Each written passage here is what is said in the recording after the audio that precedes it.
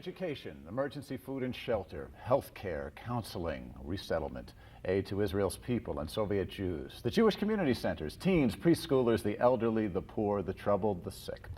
These are all people and programs served by the Jewish Federation of Metropolitan Chicago. Hello, I'm Mike Leiderman. The Federation's mandate for over 80 years has been to bring assistance and enrichment to the Jewish communities in Chicago, Israel, and other lands overseas. It's a process in which Jews are involved here through their contributions to the Jewish United Fund, the JUF. And it's a process that year after year becomes more and more important. Joining us today are the president of the Federation and the JUF, Maynard Wishner, and the general chairman of the 1988 Jewish United Fund campaign, Harriett Lewis. Mrs. Lewis, Mr. Wishner, thank you both for joining us. It would be an understatement to say there's a lot going on both at home and abroad this year. The influx of Soviet youth to Chicago, the International Maccabi Youth Games to be held here this summer, Israel's 40th anniversary, to name just a few major items, not to mention, of course, the difficulties in Gaza and the West Bank. How much wider has the scope of the Federation gone today than it was, say, just a few years ago? Mr. Wishner? The sensitivity to shifting problems in the community, more and more identification of problems of the poor. We have some Jewish homeless, disadvantaged, a growing elderly population requiring a focusing of services to people in need in those circumstances, a broadening of our involvement in the way we approach the funding of Jewish education, the increased burden upon us, or the increased obligation upon us. It's a burden we gladly accept, of an increase in the number of Soviet Jews coming to settle in Chicago and the absorption resettlement programs in connection with them. Sensitivity programs involving our youth who are struggling with some of the same social problems that all young people in some degree or another seem to be struggling with. So it's a whole array of the services and traditions. Yeah. Mrs. Lewis, your job, as well as Mr. Wishner's jobs, are volunteer positions. You don't get paid. This is something you do because you want to. What brings you here? Because the needs are so great, and because I think I'm a pretty good fundraiser. I'm not as eloquent as Mr. Wishner, but I do believe that because of what Federation is doing and what we're doing overseas is so important, and because of the needs of all our people. I mean, here and overseas is very important to us. Coming from overseas to here, I think, is probably the biggest priority right now, or at least the fastest growing, is the issue of the influx of Jews from the Soviet Union, which has become an influx. Before it was dribs and drabs the last few years. But this year, I believe, we may be getting hundreds of people from the Soviet Union. What's the Fed? You talked a little bit about it, and we're going to see something about it. But what this must, first of all, give everybody a tremendous feeling of accomplishment to have these people coming over. Well, Mike, I would just, somehow the word influx bothers me when we talk about some hundreds of people. And the problem with respect to Soviet Jewry is several million people. And the effort on their behalf to open the doors to immigration, we have had an increase. We wish it were an influx. Yeah. It is an increase, and it requires resources, but it doesn't mean that problem's been solved. Sure. Let's take a look now at a brief look at the Soviet Jewry program, some background on the history of Jews in the Soviet Union, and also other key elements of the JUF campaign in 1988.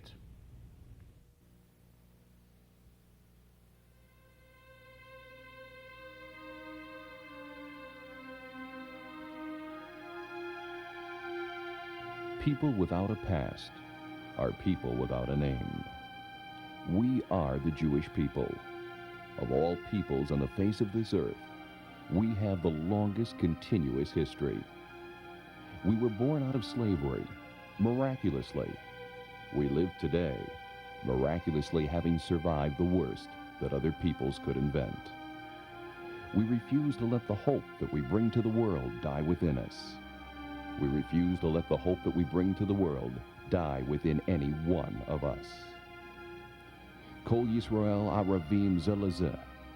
All Jews are responsible for one another. We know this. We accept it. We let it guide our lives. Jews, do what it will, the world cannot destroy us. Žid is what the Russians call us.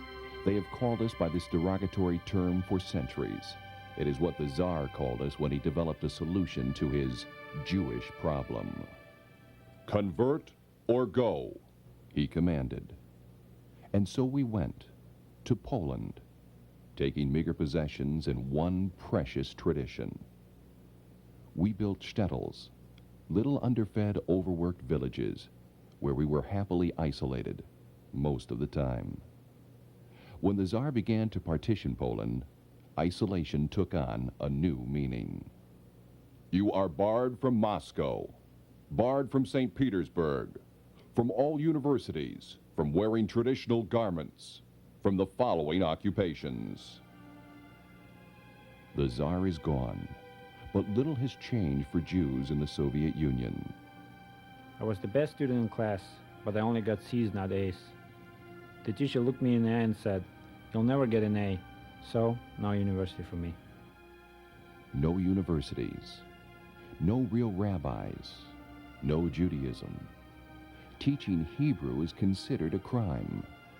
Of all the 120 nationalities in the Soviet Union, only the Jews are forbidden to practice their culture or speak their language. I'm 28 years old. 3 years ago, I got my first refusal. Almost the same time I got married, and we had a very hard year because I was haunted, I was arrested sometimes,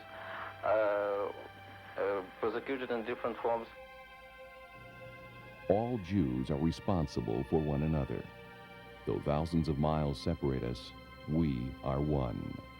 Refuseniks who met with us when we were in the Soviet Union had a common reaction of gratitude that the link between American Jewry and those locked behind the Iron Curtain was strong and was exemplified by our caring enough to be there with them. But also it was a feeling expressed by them of hope for their ultimate freedom, hope for their families' freedom, and hope that we would return to the United States where we live as free Jews and express for them that which they can't express, that is this constant desire for freedom.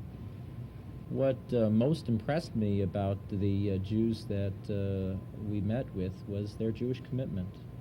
It was overwhelming. Where did it come from? How did it get there? How were they able to sustain themselves for so long? It really was an incredible thing to see. Last December, more than 200,000 of us gathered in our nation's capital on the eve of the Reagan-Gorbachev summit.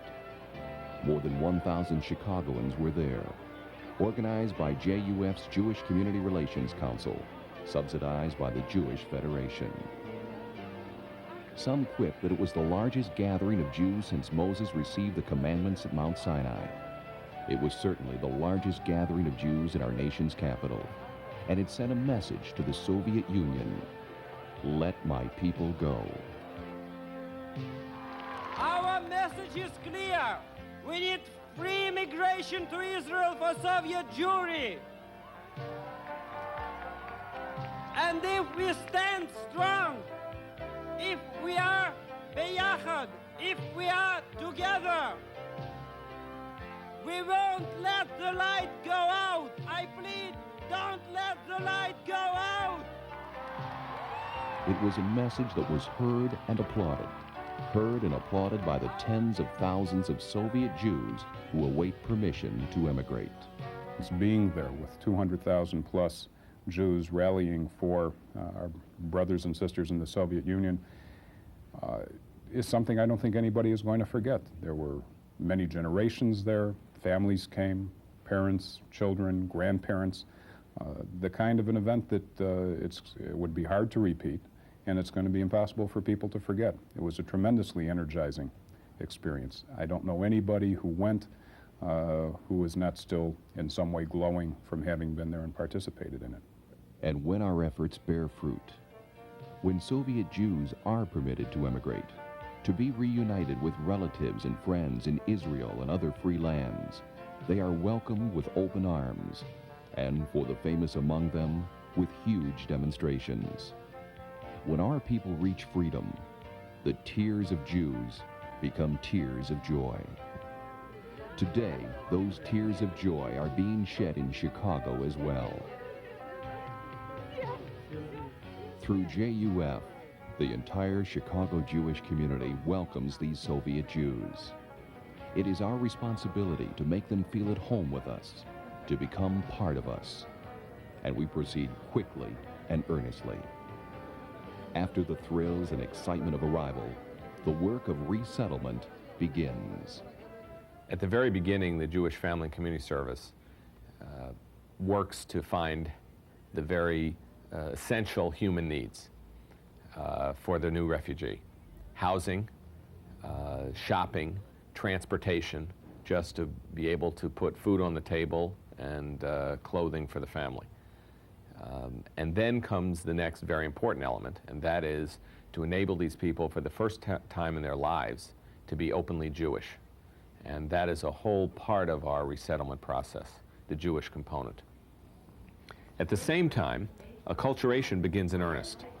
English language classes for the adults and the right schools for their children's education. Compared to other students, the Soviet students are very, very motivated. Okay. They're also at an advantage because of their level of education. So I think they're able to learn the language much quicker than other students. I very like English class because my teacher is very good. Because my class is on Jewish Community Center, and my son sit down in another room with babysitter. We give full scholarships to Jewish day schools so that the youngsters also can catch up on their Jewish training and really bring Judaism into their homes. I like about the school because it's free and you study a lot and you can study 2 languages at once. It was very hard to be in Soviet Union in a Jew because they don't like you. They think you're like not people, you're just nothing. I like being Jewish in United States because you're the same as other people.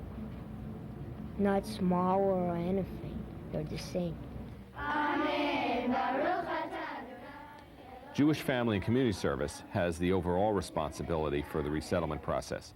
But all of the Jewish Federation agencies are involved, and we keep right on being involved until a family reaches independence, completing that wonderful psychological process when they no longer think of themselves as Soviet Jews, but think of themselves as Chicago Jews and a part of our community. Learning to live in a new country takes time and is costly. With increased numbers of Soviet Jews now arriving in Israel and Chicago, budgetary needs are growing. In Chicago alone, the resettlement budget has already been increased twice by the Jewish Federation Board. And this increase of more than 150% may not be enough if new arrivals continue to average more than 50 a month. In Israel, where our dollars also help resettle newcomers, Soviet Jews are arriving at a rate of about 250 a month, a 10-fold increase above last year. Estimated absorption cost for just the additional immigrants, $220 million. Now we must respond, even as we continue to care for those who continue to need our support. This year, the level of our response must be $50+ million. That was our goal before our resettlement budgets became obsolete. We cannot do less. JUF gives all the help that you can give. This year, each of us must give more. Holocaust survivors in Eastern Europe, the Jewish poor in Chicago, people of all ages, of many nationalities, All have tears of joy waiting to be shed, waiting to carry away the pain and suffering that they proudly refuse to show. We must be there for them, matching their anguish and need with responsibility and commitment. In all that we do, we have but a single purpose, the betterment of Jewish life. We are a people with a name, people with a proud history.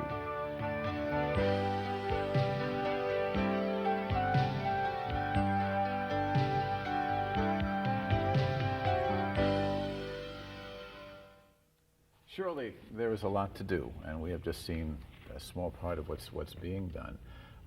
Obviously, this takes money, and there have got to be ways to raise it. And though every year, we say and we hear, well, it's more important this year than ever before. Why is it more important this year? Because of the needs of, well, here in Chicago, just the needs alone, we have 37,000 people below poverty level. I mean, one never thought years ago that families took care of their families. Today, we don't have that happening. We have families that don't put their elderly in homes. I mean, before, a grandmother was never thought of being put into a home. She was part of your family. Mm-hmm. And this is what's taking place now. I mean, families taking care of other families. So we at Federation feel that we have to take care of these needs. Just to bring that number, if I may interrupt, to bring that number into perspective, when you talk about 37 to 40,000 people living below the poverty line, you're talking about a whole Jewish population of a little less than 250,000. So you're talking maybe 15, 16, 18% of the total Jewish population. That's right. And who takes care of a Jew if not a Jew? We have to realize that. And one of the things we're doing right now is we have the Walk for Israel, which will take place on May 1st. And that will include, we used to just have children. Now we have joggers, we have parents, we have grandparents doing the walk. Mm-hmm. And this is a sponsoring collection book. And this is taking place at several locations with a party at the end at North Shore Bethel congregation in Highland Park. So everybody can get blisters this year. Right. For a good cause. Everyone can do it for a good cause. And there are a lot of people, I mean, of my age group, all the way down to the little kids, that do walk or do jog. And we're trying to get as much participation as possible. Now, this particular money goes for the needs of Israel. I mean, and it goes, and this is the 40th birthday of Israel, so this is even a bigger emphasis. And we provide home and community care for them, for Israel's elderly and disabled. We prepare Jewish Russian immigrants for their new lives in Israel by providing housing and services such as language, training, and employment. So all of these are people needs. These are not government needs. These are not armament needs. No. These are strictly people. The needs are strictly humanitarian. Yeah. I mean, and that's where the emphasis is at. I think we ought to give a date for the Walk of Israel. I said May 1st. May 1st. Sunday, May 1st. Get your jogging shoes. Get your jogging shoes, Maynard. What Mrs. Lewis mentioned, let's talk a little bit about certainly all over the headlines has been the situation in the territories of Gaza and the West Bank. From the Federation's point of view, what's been the reaction of the Chicago Jewish community to what's been happening? And what effect has it had on contributions? The concern of the reaction of the Chicago Jewish community is obviously concern over a situation that still doesn't carry within it the prospect of the short-term prospect of peace and coexistence in the area. There's our differences of view within the community about what ought to be done, but the community remains essentially united over the idea that what we all care about is the preservation of a secure, safe, strong state of Israel. And in that sense, I think people sense this year more than ever it's a time to be counted in terms of the people of Israel, the survival of a state, which in a democratic way is going about a tremendous agony of struggle as to what is the safe and proper course to pursue to protect the future of the state. These are difficult times and a lot of agonizing going on. But underneath it all is well, it ought not to be misunderstood. Differences of opinion do not erode support for Israel, which is the way some people are trying to frame it. That's the key Israel point. as a concept, as a state, as the people of Israel having made their home in a Jewish state, that we are completely united about. What ought to be done from day to day in response to this or that threat or this or that opportunity or problem, that the people in Israel are divided. It's a democratic country. They will decide. When people here are divided as well, it makes for But do you think people are times. distinguishing between the survival of a country and a particular series or set of policies? I think certainly Jews do. Yeah. The Chicago community understands that. The people that Harriet Lewis has been talking about, the elderly, the people being resettled, the educational needs, there's people we care very much about, and in support of those efforts on their behalf underlies the reason for the existence of the state. Yeah, and much of the money contributed to JUF, right, to the Jewish United Fund, from Chicagoland stays right here in Chicago. Oh yes, yes, about half. About half. Yeah. What are some of the, well, you talked about Israel's 40th. I mean, it's tough to believe that Israel's 40 years old. What's happening here in Chicago? Well, on the 21st of April, we are having a gathering at the Auditorium Theater, and we're having all organizations in the city and get tickets from Peggy Norton at the Jewish Federation, and we are having And they're free. And they're free, But right. you need a ticket. That's right. But you need a ticket to get in. And we're going to have the in-ball dancers and several other entertainers. And some of the organizations are having pre-dinners to get their people together. And it's really going to be a very, very big get-together. And we are happy to celebrate the 40th anniversary, and we should be proud, even though we have some of these other things that are coming up. And ours is a positive attitude here in Chicago, as it is, I think, throughout the country. Israel at 40, tough to believe. Israel is middle-aged, but of course Well, still Mike, very young. I remember a gathering at the Chicago Stadium 40 years ago where the community gathered to mark the creation of the state. And I remember climbing up all the way to the second mezzanine with Mom and Dad and my sister.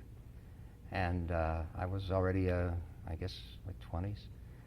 And that moment when that stadium was darkened, solid with people, and people flowing over on the streets, and there came down from that ceiling that banner, and the strains of Hatikva were played.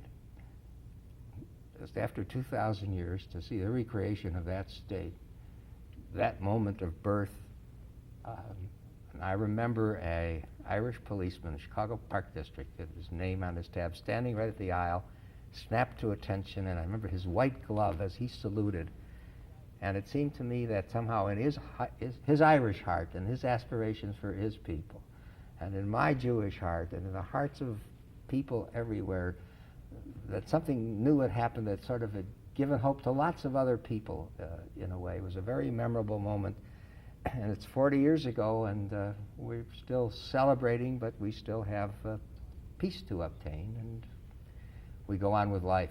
Yes, yes. I think back about the moment that you'll never forget, and yet when you succeed, as Israel has succeeded, you are obviously, it's almost like playing with a new baby. When the baby gets older, it's not quite, doesn't quite draw the same kind of attention it did when it was young. Yeah, but you have grandchildren, so. Coming back to the Chicago needs, however, we're talking about Jewish education, which has been on the increase. This whole idea of returning to traditional values, returning to religion. What does Federation do there? What happens in those areas? Well, we're expending more funds, and you take the Russian people, for instance. They are sending their children to the day schools. I mean, it's an experience for them. It's bringing back what I call Yiddishkeit, that they may have had in their hearts, but they never experienced it in Russia. And and we are expanding all the Jewish day schools. And we are funding more and more money. I guess the point to stress here is that the Federation just doesn't only serve in extreme situations. Everybody, many non-Jews in fact, take advantage of a lot of the Federation's programs. The JCCs for one, the Jewish Community Centers with the Maccabi games sponsored by the JCCs taking place this summer. Yes, in a way it's the community taking care of its own needs each for the other. No one of us knows when at any particular moment we are going to make use of a service within the community. It is not just for the deserving poor. Surely we have that, and that's a primary responsibility. But it is more embracing than that. It touches all of our lives at any given moment, whether it's a family, children, the community centers, education. The Federation is the base support within the community, and JUF is its instrument for doing what it does. So in other words, get out there and help out, support. Volunteer, help us raise the money, more than last year. Well, there are a lot of different ways to volunteer. Of course, money is important, but you also look for people to help too, to get involved. That's how we don't have an IRS, you see. We have a JUF, and at JUF we have no tax collectors. We just have volunteers. We ask each other, and that's the strength. That's why so little of our resources of what we raise has to go to pay expenses, because of this significant volunteer group that not only is involved in raising the money, but sits on our allocation committees and our planning committees and deciding what to do with it. It's a very rich process that involves thousands of people in the city who feel that this is part of being a citizen in the Jewish and in the general community, because a good deal of what Federation does reaches out. Mount Sinai Hospital, Michael Reese Hospital, which are Federation affiliates, make an important contribution to the health of the city. You remove those two hospitals from Chicago and you would have a major health disaster in this town. That's part of the Jewish community's continuing involvement in the total community. Mm-hmm. Mrs. Lewis, any final thoughts? Well, Maynard and I are an example of volunteers, and we just are two people, but we have such qualified volunteers for the Jewish Federation and Jewish United Fund, and it's really an experience to work with these people because of their commitment and their feeling. We are just two people that represent of many, many people who are so committed and so caring. Mm-hmm. So you need people to walk, to study, to attend, to give, to volunteer, to do just about everything. Make phone calls. Yeah. Right. Yeah. Well, we thank you both for being with us. Maynard Wishner, President of the Jewish United Fund and the Jewish Federation, and Harriett Lewis, Chairman of the 1988 Jewish United Fund campaign.